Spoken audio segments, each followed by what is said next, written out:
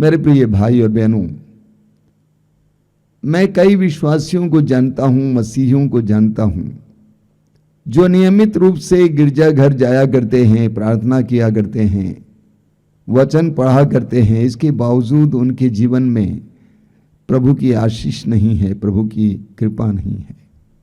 कभी कभी मैं मनन करता हूं, इसका क्या कारण हो सकता है? और एक मुख्य कारण है क्षमाहीनता। दूसरों को क्षमा करने की हमारे अंदर इच्छा नहीं है या शक्ति नहीं है। हमें उत्पत्ति ग्रंथ के अध्याय 4 में पढ़ने को मिलता है, आदम का बेटा काइन, उसने अपने भाई हाबिल की हत्या की ईर्ष्यावश। हत्या करने के बाद ईश्वर काइन के पास आता है, पूछता है कि तुम्हारा भाई हाबिल कहाँ है? और काइन ने पश्चाताप नहीं किया, बल्कि ठीक विपरीत ईश्वर से पूछा, क्या मैं अपने भाई का रखवाला हूं? ईश्वर ने उसे दंड दिया। उत्पत्ति ग्रंथ अध्याय 4 वाक्य 14 में काइन स्वयं अपने दंड का विवरण करता है। वो बोलता है कि ये प्रभु तेरा दंड बहुत बड़ा है। सबसे पहले वो कहता है कि मुझे उपजाऊ भूमि से, जमीन से दूर किया गया है। दूसरा वो कहता है कि तुमने अपने को मुझसे दूर किया है, ये अपने से मुझको दूर किया है। तीसरा वो कहता है कि मैं आवारी की तरह मारा मारा फिरूंगा।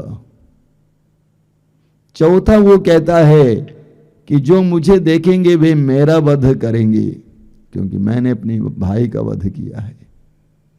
काइन कहता है कि प्रभु तूने जो दंड दिया वो भयानक है।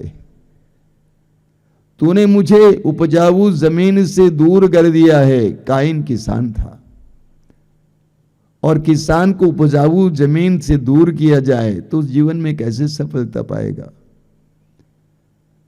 यानी काइन कहना चाहता है कि मैंने अपने भाई की हत्या की, इसलिए मैं अपने जीवन में विफल रहूंगा। मैं अपने जीवन में विफल रहूंगा। मैं जिस धरती पर प्रयास करूंगा, प्रयत्न करूंगा, वो मुझे फल नहीं देगी। मैं अपने जीवन में विफल रहूंगा। याकूब का पत्र अध्याय 1 वाक्य 20 में याकूब कहते हैं, मनुष्य का क्रोध ईश्वर की धार्मिकता में सहायक सिद्ध नहीं होता है।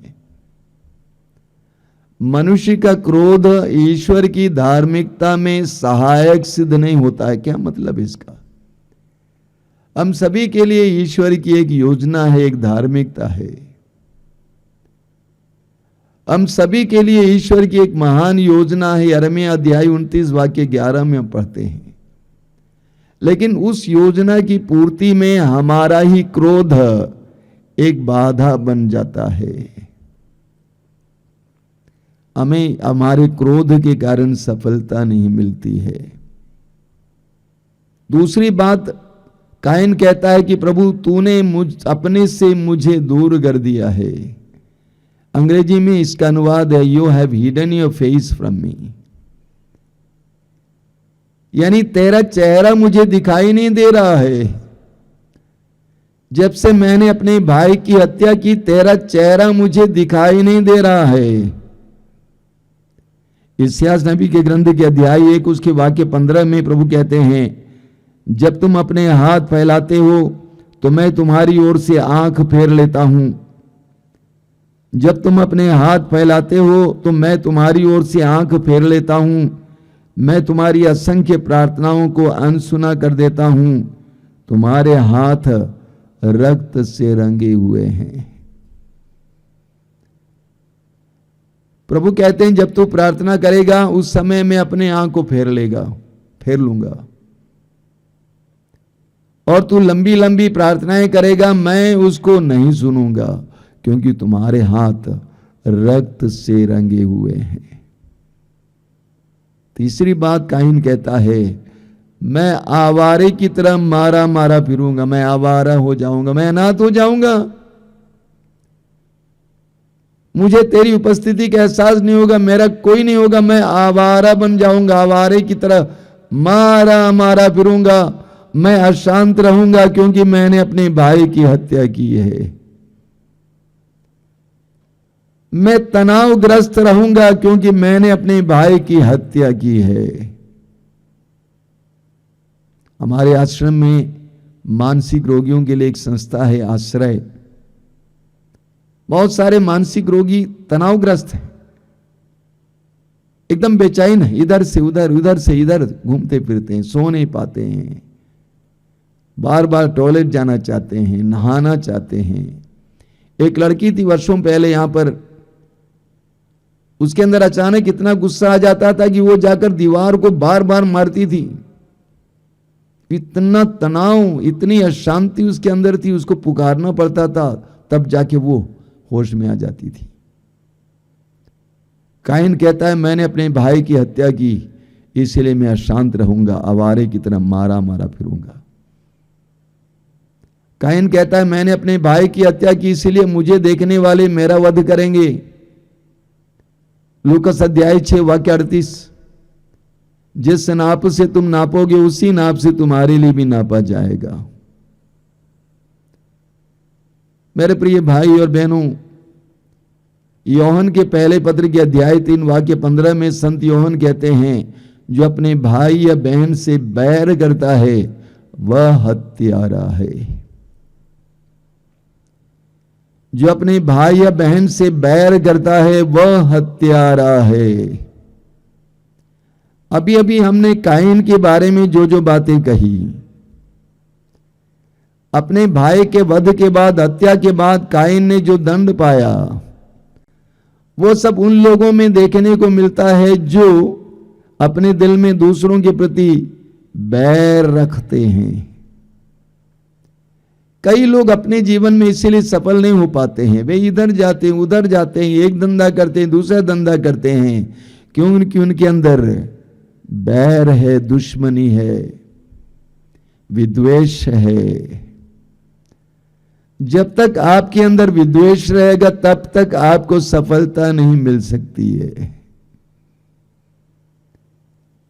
हमारे आश्रम के करीब एक सेमिनरी है जहां पे पुरोहिताई की शिक्षा होती है।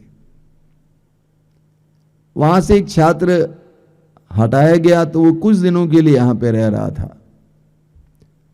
उसके घर वापस जाने से पहले मैंने कहा कि बेटा तुम जाकर वहां की सभी तुम्हारे गुरुजनों से माफी मांगो, उनको माफ करो। उसने कहा मैं नहीं जाऊंगा।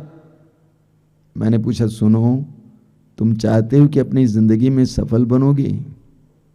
उसने कहा जरूर। अगर तुम जीवन में सफल होना चाहते हो तो मेल मिलाप करके जाओ। क्यों?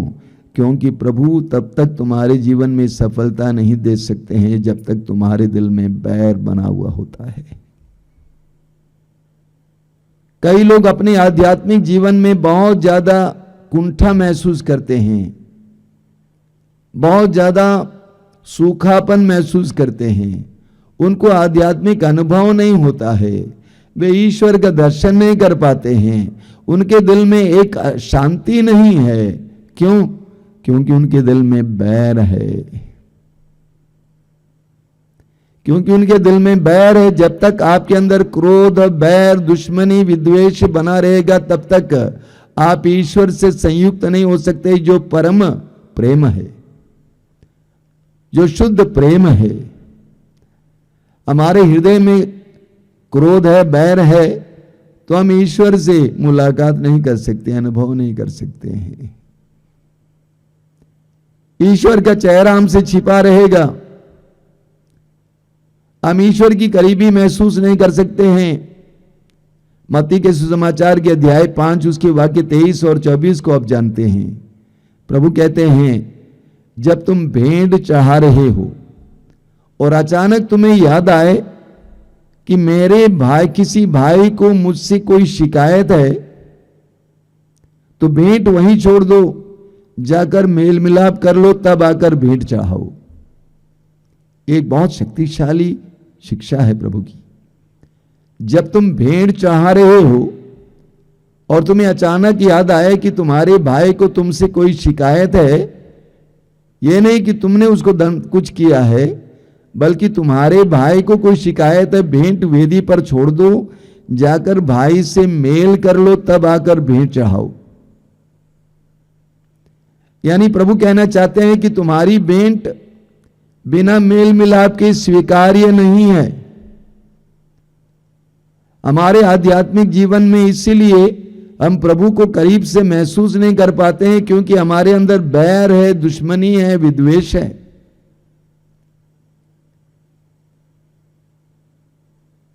तीसरी बात, कायन ने कहा कि मैं आवारे की तरह मारा मारा फिरूंगा, शांत रहूंगा। मैं कई ऐसे लोगों को देखा हूं जो बहुत ज्यादा शांत है, मैं जानता हूं कि उनके अंदर बहुत ज्यादा कटुता है।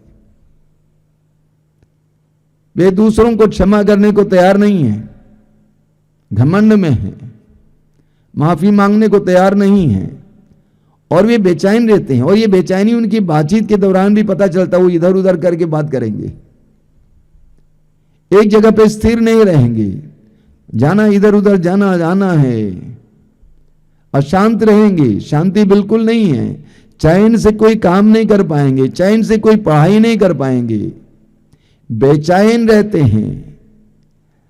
जैसा कि कायन ने कहा, आवारे की तरह मारे मारे फिरते हैं, एक जगह पे चैन से रह नहीं पाते हैं, क्योंकि उनके अंदर अशांति बनी हुई है, और वो अशांति बाहर भी देखने को मिलती है। जैसे कायन ने कहा, मैंने अपने भाई की हत्या की, इसीलिए लोग मेरा वध करेंगे। कई लोग अपने जीवन में दूसरों से इतनी चोटें खाते हैं, उसके लिए मुख्य कारण यह है कि उन्होंने चोटें दी हैं। प्रेम दीजिए और पाइए, सम्मान दीजिए और पाइए, सेवा दीजिए और पाइए। अगर आप दूसरों को दोषी ठहराते रहेंगे तो आपका भी, आपके ऊपर भी दोष बढ़ा जाएगा। प्रभु यीशु स्वयं कहते हैं लूकास अध्याय 6 में वाक्य 37 में, दोष मत लगाओ और तुम पर भी दोष नहीं लगाया जाएगा। कई लोग अपने जीवन में इसीलिए दूसरों से पीड़ाएं झेलते हैं क्योंकि दूसरों के प्रति उनका बर्ताव ही ऐसा है। हमारे आश्रम में कई साल पहले एक बहन रहती थी, वो हमेशा मेरे पास आकर शिकायत किया करती थी कि लोग, मैं यहाँ के लोग मुझे बहुत दुख देते हैं, बहुत पीड़ा देते हैं, ये कहते हैं वो कहते हैं। एक दिन अचानक मैंने उस बहन को हमारे यहाँ आने वाले उन गरीबों से बातचीत करते हुए देखा। मैंने सुना वो बोल रही थी, मैं तुमको मारूंगी, ये करूंगी।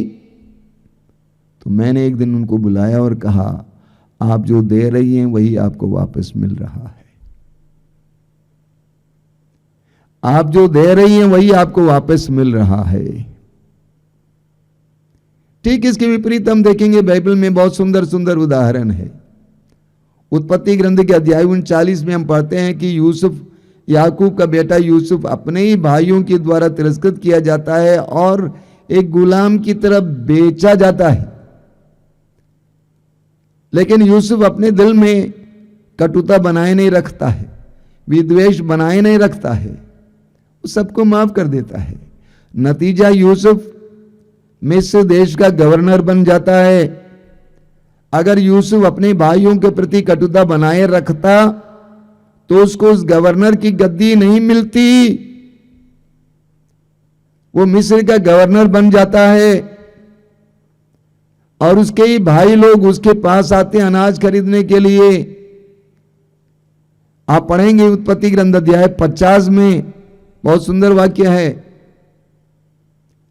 जब यूसुफ का पिता याकूब मर चुका था तो भाइयों ने सोचा कम से कम अब तो वो हमारे ऊपर हमला करेगा या हमारे ऊपर प्रतिकार करेगा। तो भाइयों ने आकर कहा कि आप जो चाहे हमारे साथ कीजिए। यूसुफ ने उनसे पूछा, क्या मैं ईश्वर हूं? क्या मैं ईश्वर हूं कि आपके ऊपर प्रतिशोध करूं? क्या मैं ईश्वर का स्थान ले सकता हूं?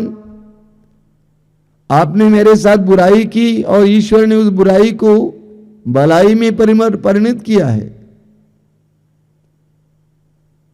तो बाइबल में ऐसा सुंदर उदाहरण मिलता है जिन्होंने जहां लोगों ने अपने दिल में गुस्सा नहीं रखा, क्रोध नहीं रखा, इसीलिए प्रभु ने उनको तरक्की दी। मार्कुस के सुसमाचार के अध्याय 11 वाक्य 24 में प्रभु कहते हैं, प्रार्थना में तुम जो मांगते हो विश्वास करो तुम्हें मिल चुका है और वो तुम्हें दिया जाएगा। बहुत सुंदर वचन है, प्रभु की प्रतिज्ञा है। प्रार्थना में तुम जो मांगते हो विश्वास करो तुम्हें मिल चुका है और वो तुम्हें दिया जाएगा। ठीक उसी सांस में वाक्य 25 में प्रभु कहते हैं, जब तुम प्रार्थना के लिए खड़े हो और तुम्हें किसी से कोई शिकायत हो तो क्षमा कर दो, जिससे तुम्हारा स्वर्गीय पिता भी तुम्हारे अपराध क्षमा कर देगा। प्रभु कहते हैं प्रार्थना में तुम जो मांगते हो वो तुम्हें मिल जाएगा, विश्वास करो और तुम्हें दिया जाएगा। लेकिन अगर किसी के प्रति शिकायत हो उन्हें माफ कर दो, तब तुम्हारा स्वर्गीय पिता भी तुम्हें क्षमा करेगा, माफ करेगा। कई विश्वासियों और मसीहियों की प्रार्थना सुनी नहीं जाती है क्योंकि उनके दिल में क्रोध है, विद्वेष है। क्रोध रखते हुए, विद्वेष रखते हुए हम प्रार्थना करते हैं, उस प्रार्थना में कोई दम नहीं है। इसीलिए प्रभु कहते हैं जब तुम प्रार्थना करते हो तुम जो कुछ मांगो मिल जाएगा, लेकिन प्रार्थना करते समय पता लगाओ क्या किसी के प्रति तुम्हें शिकायत है, उन्हें माफ कर दो, तब तुम्हारा स्वर्गीय पिता भी तुम्हें माफ कर देगा। हमें प्रवक्ता ग्रंथ के अध्याय 28 उसके वाक्य 2 में पढ़ने को मिलता है, अपने पड़ोसी का अपराध क्षमा कर दो और प्रार्थना करने पर तुम्हारे पाप क्षमा किए जाएंगे।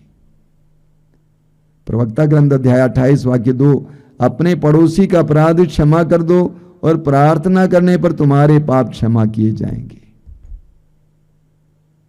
मेरे प्रिय भाई और बहनों, जब तक हमारे दिल में क्रोध बना रहता है, बैर बना रहता है, प्रतिशोध बना रहता है, तब तक हम प्रभु की कृपा के योग्य नहीं बनेंगे। जैसा कि काइन ने कहा, हमें भी अनुभव करना होगा जीवन में विफलता, आध्यात्मिक जीवन में सूखापन, चैन की कमी, शांति की कमी, डर, दूसरों से चोट खाना। हम आज अपने उन सारे भाई बहनों को क्षमा करें जिन्होंने हमें दुख दिया है, और जिनको हमने दुख दिया है उनसे माफी मांगे, ताकि हम प्रभु की कृपा के योग्य बने, प्रभु की कृपा हमारी ओर बहे। हमें बाधा नहीं बनना चाहिए। हम कृपा मांगते जरूर हैं और चाहते जरूर हैं, लेकिन हम स्वयं बाधा बने हुए हैं। इन बाधाओं को दूर करें, प्रभु की कृपा को प्राप्त करें। आइए हम प्रार्थना करें। प्रभु धन्यवाद देता हूं आज के सुंदर समय के लिए, तेरे पवित्र वचनों के लिए धन्यवाद देता हूं। अपने पवित्र वचनों के द्वारा तूने हमें यह रहस्य प्रकट किया है कि यदि हम तेरी कृपा पाना चाहते हैं तो हमें हमारे हृदयों को शुद्ध रखने की आवश्यकता है, पवित्र रखने की आवश्यकता है, विशेष करके बैर, विद्वेष, दुश्मनी से आजाद रखने की आवश्यकता है। कृपा दीजिए यीशु, ताकि हम सबको क्षमा कर सके, ताकि हम सबको क्षमा कर सके। धन्यवाद प्रभु, धन्यवाद, धन्यवाद यीशु, धन्यवाद।